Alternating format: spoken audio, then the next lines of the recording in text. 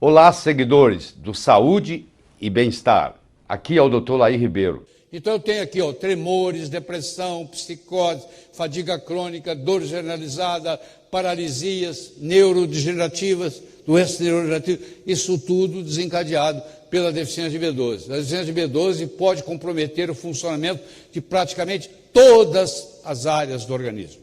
Todas as áreas do organismo. Olha lá, mudanças mentais, distúrbios neurológicos, distúrbios vasculares, distúrbio sanguíneo, distúrbio gastrointestinal, distúrbio geniturinário. Tudo isso causado por deficiência de B12, certo?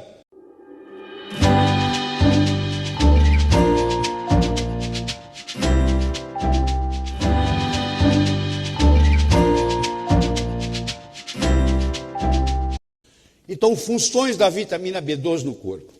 Ela faz a síntese do DNA pela ativação do folato. A B12 ajuda o metileno tetraído folato redutase a transformar o folato em metilfolato. O metilfolato vai fazer a síntese do DNA.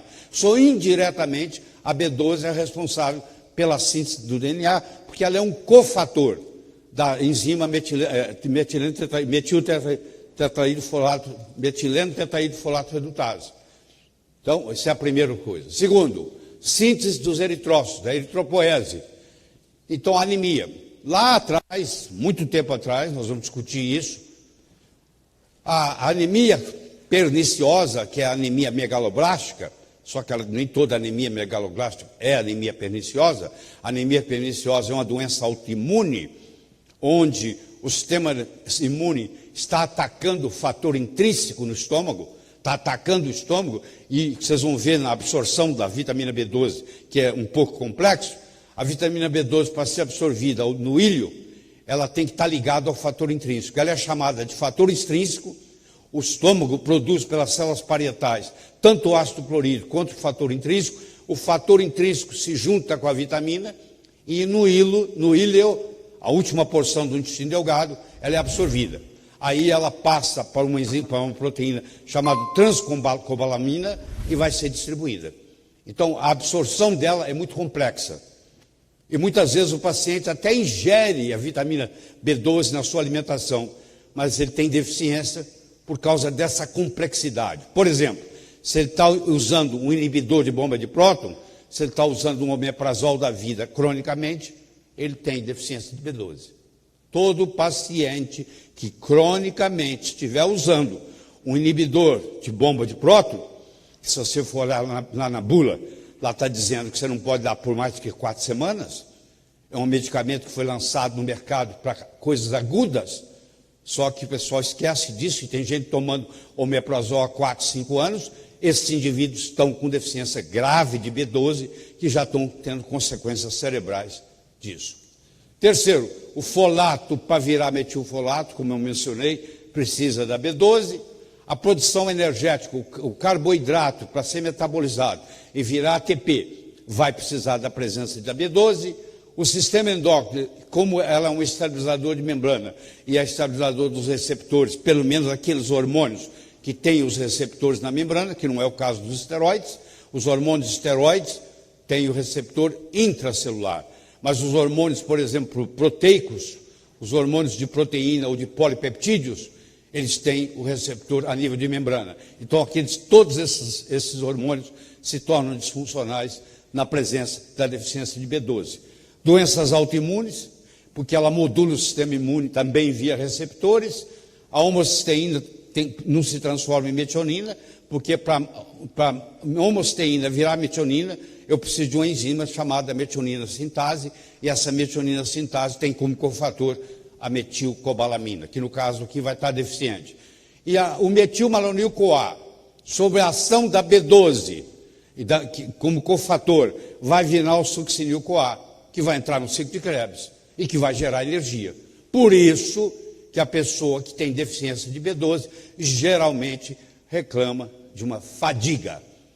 É uma pessoa fadigada, é uma pessoa cansada, porque o ciclo de Krebs não está funcionando adequadamente, porque o metilmalonil-CoA não está transformando em succinil-CoA para entrar no ciclo e rodar e finalmente produzir na cadeia respiratória o ATP. Eu tenho o folato, que vai virar metilfolato, pela ação da metileno tetraído folato redutase, que tem como cofator o B12. Se eu não tiver o B12, eu não tenho folato transformado em metilfolato.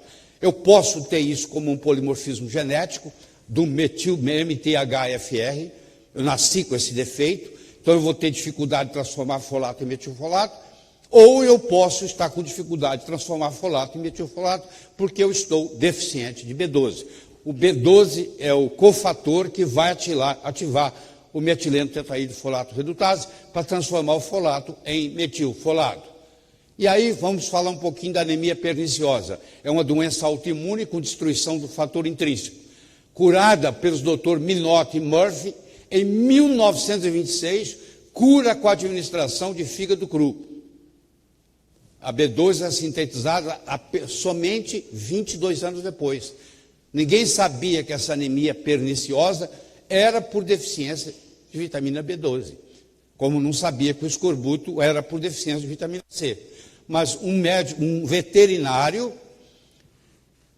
por uma inspiração, começou a dar fígado cru para cachorro que tinha anemia perniciosa e curou. O doutor Minot e o doutor Murphy pegou essa experiência do doutor Whipple e usou em ser humano. E começou a curar a gente de anemia perniciosa, fazendo com que eles comessem fígado cru. Por que fígado cru? Porque se você cozinha o fígado, você destrói parte da vitamina B12. Eles não sabiam disso também na época. Eles fizeram por pura intuição. Tá? Então, na clínica, como é que se manifesta? Primeiro, os veganos e os vegetarianos, principalmente os veganos, têm deficiência de vitamina B12. Porque vitamina B12 é uma vitamina animal. Ela não existe nos vegetais. Ela é produzida por bactérias que estão no intestino do animal.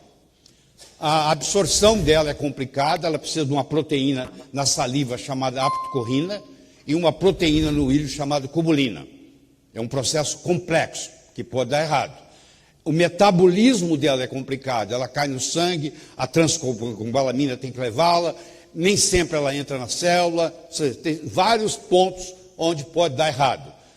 A cirurgia, qualquer cirurgia bariátrica que toque no estômago, ou toque no intestino delgado, que corte alguma parte do estômago, ou que corte parte do intestino delgado, comprometendo o ilho, por exemplo, esses pacientes vão ter, para sempre, deficiência de vitamina B12. E não adianta dar oral. Nesses pacientes tem que fazer injetável. O óxido nitroso, que é um anestésico que dentistas usam, que é chamado de gás hilariante, ele absorve e expolia B12. Então, o paciente pode até morrer, pode até ir a óbito, por causa de uma anestesia num paciente com deficiência de B12 feita pelo óxido nitroso. Isso também tem que ser guardado muito bem. E os medicamentos, como eu já mencionei, o principal deles é o inibidor da bromba de próton, os inibidores da bromba de próton. Também não deixa a B12 ser absorvida. Quanto maior o estresse, maior a demanda por B12. Então, se você tem um dia mais estressado, mais estressante, você vai consumir mais B12. Então, deficiência de B12 causa depressão, causa anemia, causa aumento da homosteína, causa osteoporose, causa infertilidade. Quem trabalha com infertilidade tem que lembrar disso. Às vezes a mulher não engravida por deficiência de B12, às vezes o homem com deficiência de B12, o movimento do espermatozoide está comprometido, e muitos casos de aborto espontâneo, por deficiência de B12. Então, isso passa a ser, a partir de hoje, uma preocupação para vocês. Diagnóstico diferencial de B12, a síndrome do intestino irritável, doença de Crohn, esclerose múltipla, demência e doença de Alzheimer, distúrbios psiquiátricos, neuropatia diabética, doença de Parkinson, tudo isso pode ser simulado pela deficiência da B12. Tudo isso pode ser simulado pela deficiência da B12. Diagnóstico diferencial de B12, continua, neurite óptica, vertigem, tontura, síndrome das pernas inquietas, doença cardíaca, acidente vascular cerebral, chamado agora de encefálico, ao invés de ser AVC, estão chamando de AVE. Fibromialgia. Muitos casos de fibromialgia é deficiência de vitamina B12. Então eu tenho aqui, tremores, depressão, psicose, fadiga crônica, dor generalizada, paralisias neurodegenerativas, doenças neurodegenerativas, isso tudo desencadeado pela deficiência de B12. A deficiência de B12 pode comprometer o funcionamento de praticamente todas as áreas do organismo. Todas as áreas do organismo. Olha lá, mudanças mentais, distúrbios neurológicos, distúrbios vasculares, distúrbio sanguíneo, distúrbio gastrointestinal, distúrbio geniturinário. Tudo isso causado por deficiência de B12, certo? Então, toda vez que você for fazer o diagnóstico de esclerose múltipla, você tem que descartar deficiência de B12. O paciente está acometido de esclerose múltipla ou de deficiência de B12.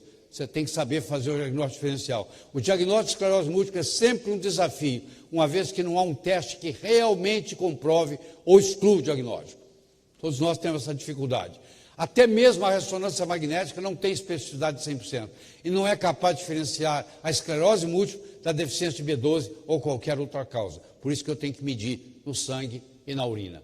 A esclerose múltipla, frequentemente, tem um padrão de remissões e recaídas. Melhora, piora, melhora, piora, melhora, piora. No entanto, a deficiência de B12 é progressivamente debilitante. Só vai piorando, só vai piorando, só vai piorando. Tem muita gente com esclerose múltipla, com diagnóstico de esclerose múltipla, que na realidade tem deficiência de B12. Paciente com diagnóstico de esclerose múltipla deveria fazer a bateria de testes para avaliação da deficiência de B12. Avaliação dos níveis da vitamina B12 no soro, o ácido metilmalônico na urina, a homocisteína, aí você dá B6, B9, B12 e fácil diagnosticar, fácil tratar, fácil curar. Eu acho que isso agora deu para você uma nova perspectiva. Uma coisa que você não se preocupava, por isso que eu chamo deficiência de B12. Uma epidemia invisível, principalmente ao sistema de saúde. Então eu espero que você comece a ter isso em mente, comece a trabalhar com isso, e já que ela não é tóxica, você pode conversar com o seu médico, você que está aí nos assistindo, e quem sabe você fazer um uso de B12 vai melhorar a sua sintomatologia de fibromialgia, de cansaço, de irritabilidade, etc.